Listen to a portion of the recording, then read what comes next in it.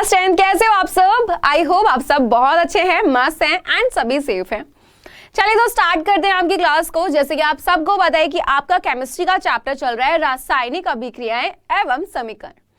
अब मैं आपको एक चीज बता देती हूँ। क्या बताना है कि इससे पहले जो लेक्चर हुआ था उसमें मैंने आपको बायोलॉजी का ना सरप्राइज टेस्ट लिया था एंड बच्चों ने बहुत अच्छा दिया है, कुछ के 1-2 गलत है, कोई बात नहीं। बट आपने अगर 30 में से 30 ठीक करे हैं यानी कि बहुत अच्छी बात है। 28 तक भी किए तब भी बहुत अच्छी बात है, लेकिन अगर आपके कम आंसर ठीक थे तो थोड़ा प्रैक्टिस करो बेटा, ओके। एंड अब एक चीज और क्या बताना है मुझे आपको कि जैसे कि इसका लेक्चर नंबर 1 हो गया था, आज जो है वो आपका लेक्चर नंबर 2 है, ठीक। अब लेक्चर नंबर 2 है यानी कि हमने फर्स्ट लेक्चर जो लिया था बेटा उसमें मैंने आपको बताया था कि चैप्टर में है क्या। जैसे कि मैंने आपको बताया बेटा रासायनिक अभिक्रियाएं क्या होती हैं, समीकरण क्या होती है, कैसे उनको लिखा जाता है ना। तो हमारा हो चुका है रासायनिक अभिक्रियाएं, रासायनिक समीकरण, समीकरण कैसे लिखा जाता है। अब एक चीज और बता दूं बेटा, आप नोट्स बना रहे हो बहुत अच्छी बात है, और जो नहीं बना रहे हैं प्लीज नोट्स को बना लो। आप लोगों ने ही डिमांड की थी कि मैम फिजिक्स केमिस्ट्री आप ही स्टार्ट कर दो, इसलिए मैंने स्टार्ट करी है। एंड अगर आपको कहीं भी लग रहा है ना बेटा कि मैम ये वाला पॉइंट वापस समझना है, देखो क्वेश्चन आंसर की प्रैक्टिस मैं कराऊंगी। जैसे कि मैंने आपको सेशन में भी बोला था, जो मैंने आपको कल सेशन लिया था कि हमें चीजों को पढ़ना बहुत ज्यादा जरूरी है। हम जब तक नहीं पढ़ेंगे हम क्वेश्चन आंसर नहीं कर सकते। एंड हमें इस चीज के लिए भी नहीं चिल्लाना है, नहीं रोना है कि मैम सिलेबस कैसे होगा। बेटा सिलेबस हम टाइम से कंप्लीट करेंगे, लेकिन उससे पहले पढ़ तो लो समझ के, है ना, वरना फिर आप वहीं पे आप परेशान रहोगे, आप रोते रहोगे, आपको पता ही नहीं होगा कि भाई आखिर कैसे करना है। क्लियर है? ठीक है, क्लियर। इसीलिए बोल रही हूं पहले अपने एक एक चैप्टर को बिल्कुल क्लियर कर दीजिए। जैसे अक्टूबर नवंबर आएगा अपना रिवीजन हम लोग को करना है एंड हमारा रिवीजन बहुत अच्छे से होगा, डोंट वरी, है ना। एंड जितना बताऊंगी उतना ही आना है, तो चिल होके पढ़ना है बच्चा लोग। तो रासायनिक अभिक्रियाएं हमने जाना कि भाई अब वहां पे कोई यानी कि भाई कुछ रासायनिक अभिक्रिया हुई है और एक नई चीज बन गई। रासायनिक समीकरण क्या होता है कि भाई जैसे फॉर एग्जांपल मैंने आपको एग्जांपल क्या दिया था, मैग्नीशियम प्लस ऑक्सीजन यानी कि मैग्नीशियम था, है ना। अभी ध्यान से देखना बेटा, क्या था बेटा, एक काम करो इधर देखो, हाँ जी, आपका जो मैग्नीशियम था इधर आ जाइए, ठीक है, मैंने यही बताया था। अब देखो अगर हम मैग्नीशियम को ऐसे लिख रहे हैं, ठीक, तो हम इसका सूत्र भी तो लिख सकते हैं, है ना। तो यानी कि जितने भी आपके जैसे मैग्नीशियम हो गया, चाहे जिंक हो, ऑक्सीजन हो, अगर हम इनके इस तरीके से हिंदी में पूरे नाम लिख रहे हैं, हम इनके रासायनिक सूत्र बनाकर जब एक समीकरण लिखते हैं तो हमारा रासायनिक समीकरण कहलाता है। कैसे, ध्यान से देखो, जैसे कि आप यहां पर देख रहे हो ये आपके शब्द समीकरण, जहां पे हमने डिटेल में लिखा हुआ है कि भाई जिंक है, ये सल्फ्यूरिक अम्ल है। अगर हम इसको लिखने की बात करें, बहुत लंबा सा हो गया, हाँ हो गया नहीं हो गया, तो इनका जैसे जिंक था, जिंक को हम Zn लिखते हैं, जिंक का रासायनिक सूत्र क्या होता है, Zn होता है ना। अब यहां पर जिंक से जब सल्फ्यूरिक अम्ल मिला तो क्या बना, जिंक सल्फेट प्लस आपका हाइड्रोजन। तो हम यहाँ पे सल्फ्यूरिक अम्ल को H2SO4 लिख सकते हैं। इसका आपका सल्फ्यूरिक अम्ल का रासायनिक सूत्र क्या है, H2SO4। बहुत ही हार्ड होता है ये भैया, बहुत खतरनाक एसिड होता है, ठीक है। अब तो इनको यानी कि जो ये शब्द समीकरण थी, इसको एक रासायनिक समीकरण में कैसे रासायनिक सूत्र को इस्तेमाल करके एक समीकरण बनाना हमारा क्या कहलाया जाता है, रासायनिक समीकरण। डेफिनेशन मैंने तुम्हें लिखवाई थी, ओके। अब यहां पे आपका जो लेफ्ट हैंड साइड होता है बेटा वो होता है अभिकारक। अभिकारक क्या होता है ये भी मैंने बताया था कि जिनसे मिलकर हमारा उत्पाद बन रहा है, और उत्पाद क्या है, जो उन दोनों के मिलने से एक नई चीज बनी है। क्लियर, इतनी चीज क्लियर थी। अब हमें स्टार्ट करना है बेटा क्या, संतुलित और असंतुलित समीकरण। इस हेडिंग को फटाफट से अपनी कॉपी में नोट डाउन करें जल्दी से। संतुलित और असंतुलित समीकरण, अच्छा क्या होता है संतुलित, अगर मैं आपसे पूछूं यानी कि बैलेंस, असंतुलित मतलब बैलेंस नहीं है, कुछ डगमगा सा रहा है ना। क्या है, मैंने पहले बोला है साइंस में भाई, यहां पे अगर हम बात करें बेटा साइंस की तो हमें दिमाग दौड़ाना पड़ता है, ठीक है। और साइंस में जो भी वर्ड होता है, कोई भी चीज ऐसे ही नहीं रख देते, हर एक वर्ड का एक मीनिंग होता है, ठीक है। तो संतुलित अगर मैं आपकी बात करूं भाई, आपको चलो मैं बोल रही हूँ इंग्लिश में मत जाओ, हिंदी में वर्ड है संतुलित, क्या समझ रहे हो उस वर्ड से, कुछ ना कुछ चीज बैलेंस हो रही है ना, कि मतलब लाइक हाँ मैम बैलेंस हो रहा है कुछ। क्या बैलेंस हो रही होगी? समीकरण, सिंपल। संतुलित समीकरण बोला, नाम भी तो है यार, संतुलित असंतुलित, यानी कि कुछ तो बैलेंस हो रही है, कुछ बैलेंस नहीं हो रही। क्या नहीं हो रही? समीकरण। लेकिन कैसे, किस, क्या रीजन है, वो पॉइंट बताओ बताओ, जल्दी जल्दी जल्दी जल्दी जल्दी जल्दी। चलो इधर आ जाओ, इस वाले पे आओ एक बार, ठीक है। तो रासायनिक समीकरण लिखते कैसे हैं? ठीक है, संतुलित असंतुलित यहीं पे आ जाता है। क्या हो जाती है? अच्छा, एक चीज आती है परमाणुओं की संख्या, उनकी गिनती, पता है? याद आया कुछ? ठीक। अब देखो यहाँ पे दो साइड हैं, एक है लेफ्ट हैंड साइड, एक है राइट हैंड साइड। अगर दोनों साइड क्या है, तत्वों के परमाणुओं की संख्या जो है, अगर हम दोनों को तुलना करें कि भाई इधर तत्वों के परमाणुओं की संख्या कितनी है, किसकी? तत्वों के, किसकी? परमाणुओं की संख्या, ठीक है। इधर कितनी है और इधर, यानी कि आपका लेफ्ट हैंड साइड में कितनी है और राइट हैंड साइड में कितनी है, ठीक है। इसको देखें, क्या देख रहे हैं हम? तत्वों की परमाणुओं की संख्या। अगर हम इसकी गिनती करें कि भाई इस तरफ कितनी है और इस तरफ कितनी है, ओके, क्लियर है। अगर हम बोल रहे हैं कि भाई क्या है, कि दोनों तरफ समान है, तो संख्या क्या है? समीकरण संतुलित है, ठीक है। अगर नहीं है दोनों तरफ, यानी कि भाई यहां पे तत्वों के परमाणुओं की संख्या कुछ और है, यहां पे कुछ और है, तो क्या हो जाती है बेटा? क्या हो जाएगी भाई? वो आपकी हो जाएगी असंतुलित समीकरण। संतुलित और असंतुलित समझ आया? इस लाइन को फटाफट से नोट डाउन करो जल्दी से, जल्दी। हुआ? एग्जाम्पल भी लिख लो साथ साथ, जैसे लिखा हुआ ऐसे के ऐसे लिख लो एज इट इज, जल्दी।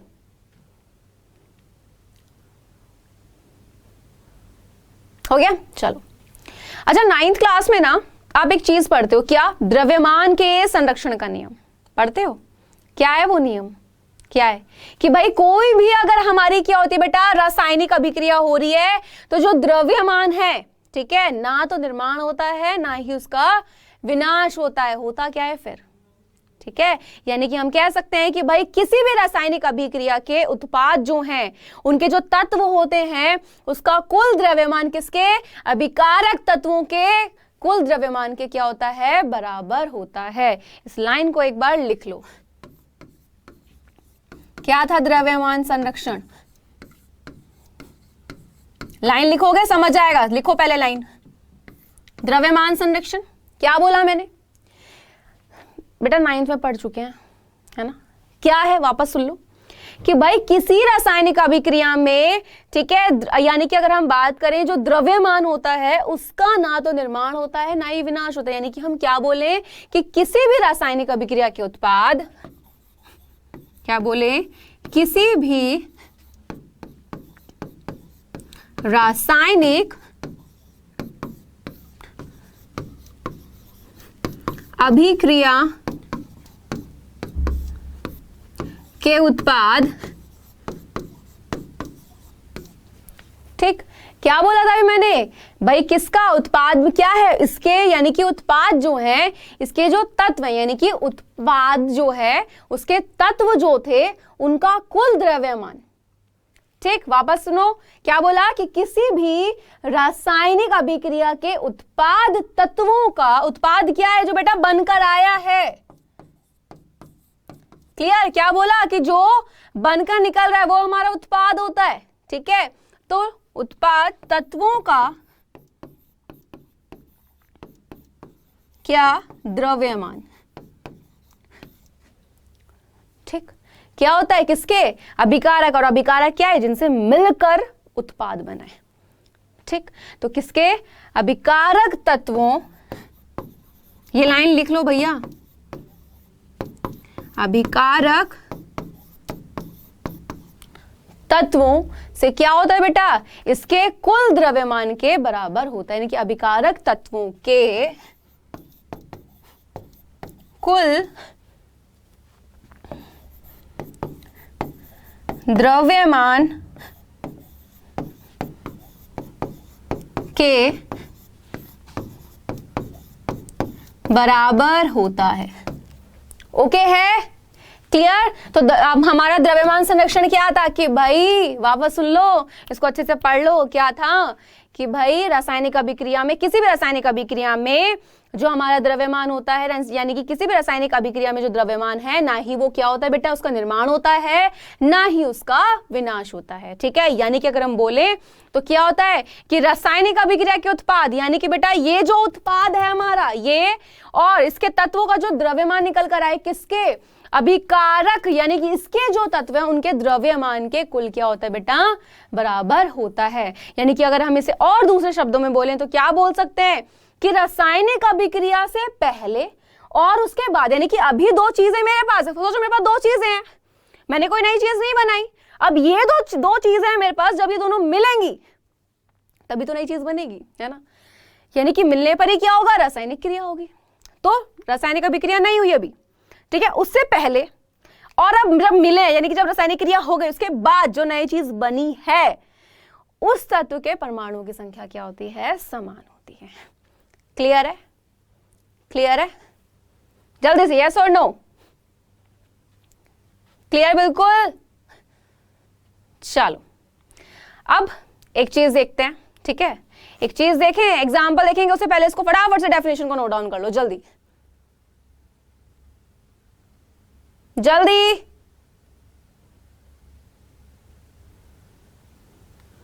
जल्दी से बेटा, ठीक हो गया। चलिए अब यहां पे एक एग्जांपल लेते हैं। सबसे पहले शब्द समीकरण लिखते हैं, और शब्द समीकरण बेटा क्या होती है, शब्द समीकरण पहले समझाऊंगी, ठीक है, वैसे बता चुकी हूं क्या है, शब्दों में लिखना। जैसे हमने यहां पे किसको लिया कि अभी हमने देखा था जिंक प्लस आपका सल्फ्यूरिक अम्ल था, क्या था, जिंक प्लस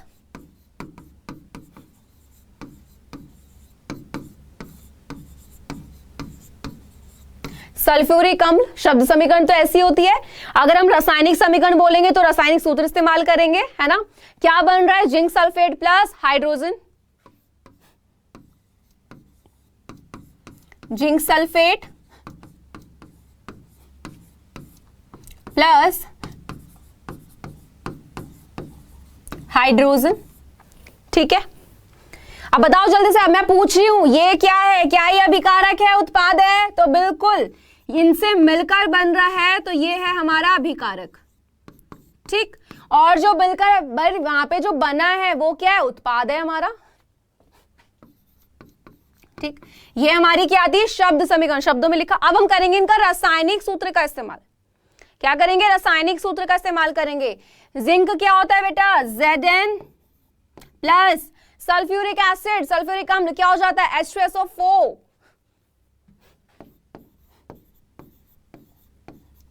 ठीक है। एरो क्या बन रहा है, जिंक सल्फेट, जिंक सल्फेट का क्या होता है, ZnSO4। भाई ये दोनों मिले हैं तो क्रिया हुई है, और क्या हुआ, जो आपका हाइड्रोजन था वो बाहर था, तो लिख दो प्लस H2, ठीक। अभी हमने पढ़ा संतुलित और असंतुलित, है ना, हम यही तो पढ़ रहे हैं कि संतुलित है कैसे देखेंगे। तो अब बताओ यहां पर ध्यान से देखना, ठीक है, ठीक। अब हम तुलना करेंगे किसकी, कि भाई क्या यहां पर और क्या यहां पर, क्या दोनों जगह जो परमाणु है बेटा उनकी संख्या जो है, क्या यानी किसकी संख्या, कि तत्वों के जो परमाणुओं की जो संख्या है क्या वो समान है, हाँ या ना। अब हम ये चीज हम यहां पे देखने वाले हैं। क्लियर है, ये चीज हुई नोट डाउन? हाँ जी, शब्द समीकरण क्लियर होती जा रही है, आपकी रासायनिक समीकरण क्लियर हुई। हम देख रहे हैं कि भाई क्या ये संतुलित समीकरण है, और उसके लिए मैंने क्या बोला, अगर हमें ये चेक करना है कि संतुलित समीकरण है या नहीं, उसके लिए हम क्या करेंगे बेटा, क्या करेंगे, सिंपल सी बात है भाई, उसके लिए हम तत्वों के जो परमाणुओं की संख्या उनको देखें, क्या इधर और इधर दोनों जगह बराबर है, बराबर होंगे तो हमारी क्या हो जाएगी, संतुलित समीकरण, और बराबर नहीं है असंतुलित समीकरण। चलो इसको करते हैं, उससे पहले एक चीज कर लेते हैं, ठीक है, चलो एक बार, है ना, चलो आ जाओ।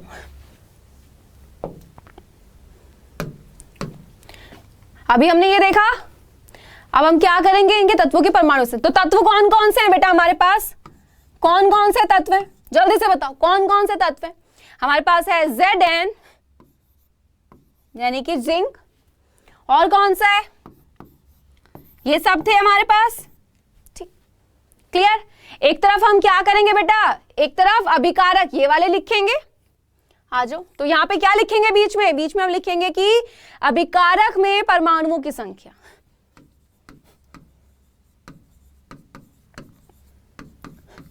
ठीक, इसमें अभिकारक में किसकी, परमाणुओं की संख्या। और अभिकारक के लिखोगे तो उत्पाद भी तो लिखना पड़ेगा, तो एक तरफ आप लिखोगे उत्पाद में परमाणुओं की संख्या।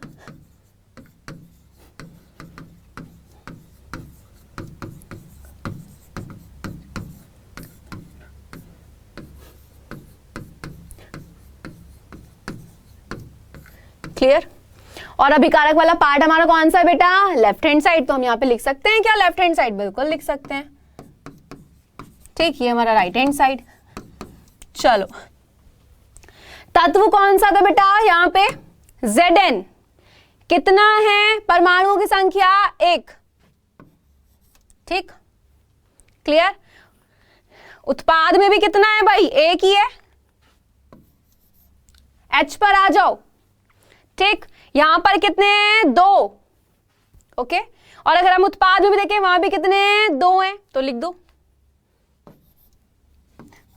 ठीक, S पर आओ, कितना है भाई, 1 है, और वहां पर भी कितना है आपका, 1 ही है। O पर आ जाओ, कितने हैं, 4, और वहां पर भी उत्पाद में भी 4।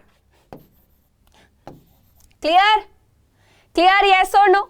अब मुझे ये बताओ, इसमें ध्यान से देखो दोनों तरफ, और ये देखो क्या दोनों तरफ परमाणुओं की संख्या समान है, हाँ या ना, समान है, हाँ या ना।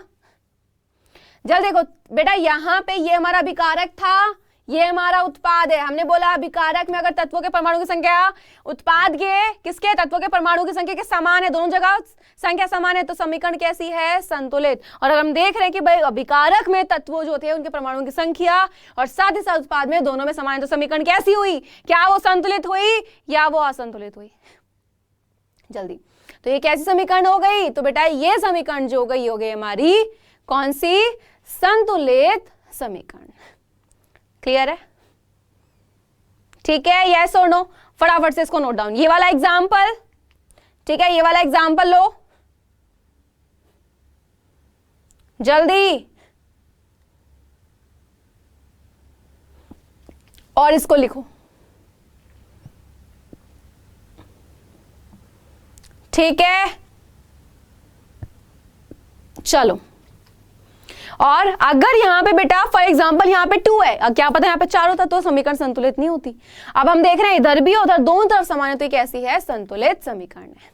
ठीक है, जो डेफिनेशन मैंने तुम्हें अभी लिखवाई है द्रव्यमान संरक्षण वाली, कि किस नियम के अनुसार क्या होता है, रासायनिक अभिक्रिया में द्रव्यमान ना तो क्या होता है, उसका निर्माण होता है, ना ही उसका विनाश होता है। रासायनिक अभिक्रिया से पहले अभिकारक और बाद में जो उपतान है, जहां यानी कि जो उत्पाद होता है, तो दोनों के तत्वों के परमाणु की संख्या बराबर होनी चाहिए। यहाँ पे बराबर है, तो भैया ये हमारी समीकरण संतुलित। अगर दोनों जगह इक्वल नहीं होती तो वो असंतुलित हो जाती।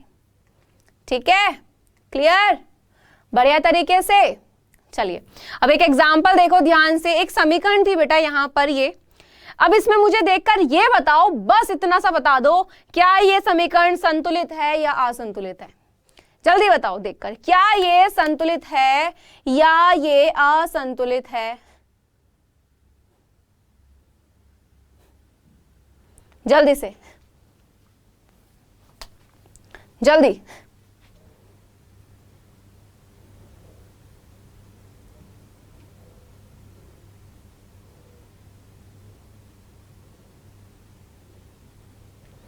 तो तो बेटा हमें सीधा दिख रहा है कि अगर हम देखें तो परमाणु की संख्या तो अलग अलग है, यानी कि समीकरण कैसी है बेटा, असंतुलित। अब हम इसे क्या करना पड़ता है बेटा, यहाँ पर अगर हम देखें कि आप देख रहे थे यहाँ पे क्या था कि रासायनिक समीकरण लिखकर प्रत्येक सूत्र के चारों बॉक्स बना दिया हम लोगों ने, ये हमने तसल्ली के लिए बना दिया, ठीक है।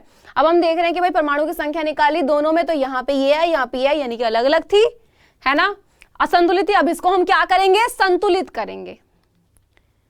क्लियर है, क्या करेंगे, संतुलित करेंगे। क्लियर है, इसको नोट डाउन करना है, जल्दी कर लो, जल्दी से।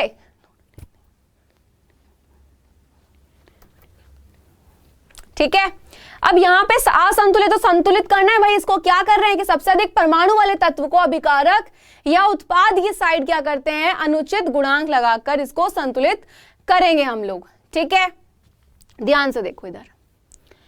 तो सभी तत्वों के परमाणु के चरण 3 की, यानी कि बेटा यहाँ पे हमने Fe लिया। अब हमें से क्या करना था भाई, हमें परमाणुओं की जो यानी कि जो संख्या थी यहाँ पे उनको समान करना था। तो हमने क्या करा भाई, यहाँ पे क्या करा, ध्यान से देखो इस लाइन को, कि सबसे अधिक परमाणु वाले तत्व को अभिकारक या उत्पाद की साइड अनुचित गुणांक लगाकर, ज्यादा कहां थे उस तरफ, तो हमने इस तरफ कर दिया 3Fe + 4H2O। ठीक है, अब अगर देखोगे दोनों तरफ, यहाँ पे Fe 3 है तो यहाँ पे भी 3 हो जाएगा। ठीक है, तो क्या निकल कर आ रहे हैं बेटा यहाँ पर आपके, यानी कि समीकरण अगर आप देख रहे हो तो क्या हो गया कि सभी तत्वों के परमाणु की संख्या अभिक्रिया के दोनों तरफ समान हो चुकी है। यानी कि यहां तक जब हमने देखा, जबकि भाई इनके परमाणु की संख्या को देखा तो हमने बोला भाई ये समीकरण तो असंतुलित है क्योंकि दोनों तरफ अलग अलग है। अब इनको क्या करना था, संतुलित करना था। तो उसके लिए हमने क्या किया यहाँ पर कि गुणांक किया, किसके साइड से, हाँ जी, कि यानी कि जहां पर सबसे अधिक परमाणु वाले जो तत्व होते हैं, चाहे विकारक में हो चाहे उत्पाद में हो, उसकी साइड से अनुचित गुणांक लगाकर संतुलित करते हैं। तो हमने क्या करा, रासायनिक यानी कि जो समीकरण थी उसको संतुलित किया। क्लियर, ठीक है।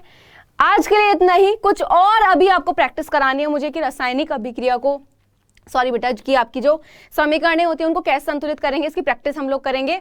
नेक्स्ट क्लास में हम लोग पढ़ेंगे रासायनिक अभिक्रिया के प्रकार को, लेकिन मैं उससे पहले आपको नेक्स्ट क्लास में कुछ और प्रैक्टिस भी कराऊंगी। ठीक है, तो मिलते हैं नेक्स्ट क्लास में। आई होप आज आपको मजा आया, बहुत बढ़िया तरीके से मिलेंगे नेक्स्ट लेक्चर में। तब तक के लिए bye bye and take care बच्चा लोग।